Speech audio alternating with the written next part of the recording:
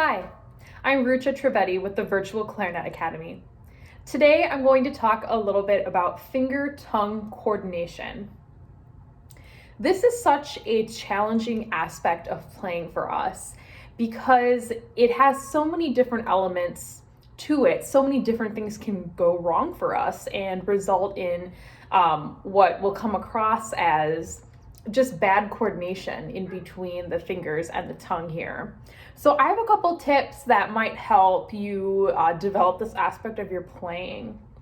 The first is to make sure whatever passage you're working on, make sure that you can play that passage all slurred.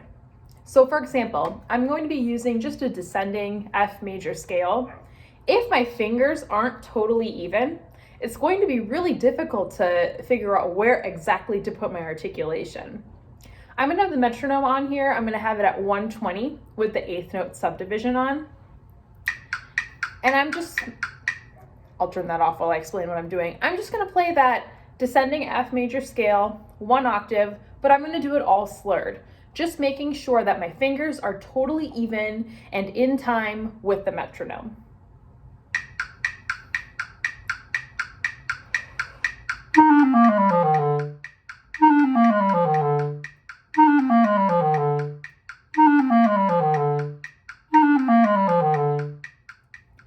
I felt like after maybe the second or third time, everything was feeling pretty even and I could move on to the next bit of my practice here. The next thing I would recommend is trying to do just the articulation. So first we isolated just the fingers. Now let's isolate just the tongue.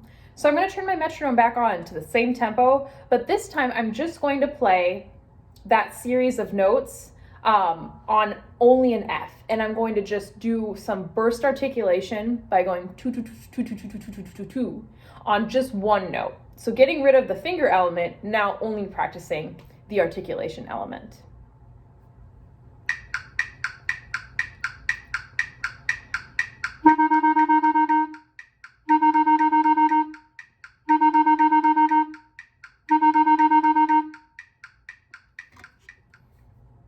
So we've practiced just the fingers alone, we've practiced just the articulation alone, and now it's time to finally put everything together.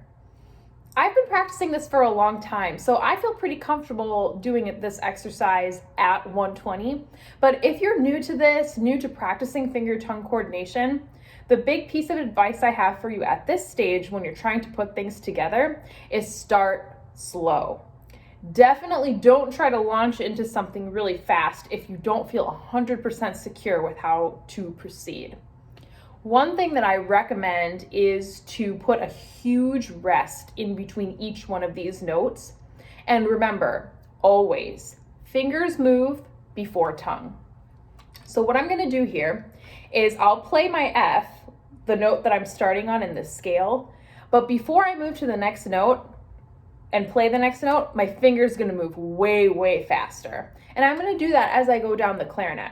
My finger will move and then I will articulate. Let me show you what I mean.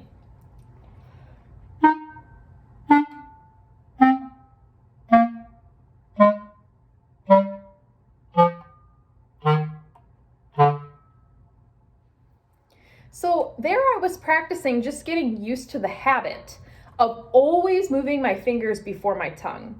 If you do this, you'll have a much higher chance of making sure that the coordination is really, really clean and even in your technique and what you're practicing. One of my favorite finger-tongue coordination exercises is to actually just practice this coordination on a descending F major scale. It makes it really easy because the F scale is an easy one for me, and I'm just practicing making sure that everything is going down exactly when I want to, exactly with the metronome. So I'm going to go ahead and play through this exercise so you can kind of get an idea of how I would go about practicing finger-tongue coordination. And you'll notice that I play through each passage 3 times before I move on and add another note. This is also really challenging for me because I'm sustaining for longer and longer periods of time, articulating for longer and longer periods of time. So it gets pretty tiring actually for my tongue. So I kind of use it as double duty here. I'm practicing, yes, finger-tongue coordination, but I'm also practicing just as an embouchure sprint, seeing how long I can go without getting super tired. So here is my method of practicing finger-tongue coordination.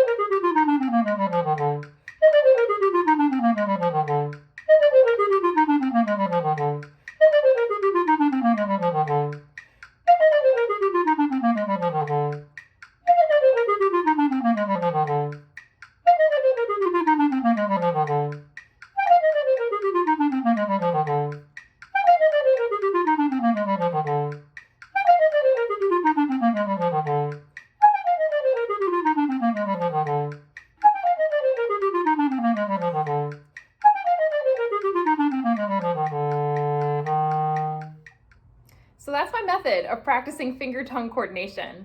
I did have the metronome on, as you could hear. It was on at 120, quarter note equals 120 with the eighth note subdivision on. I feel like you should start at the tempo that you can do this exercise 100% accurately at. Don't try to go faster until you've mastered it.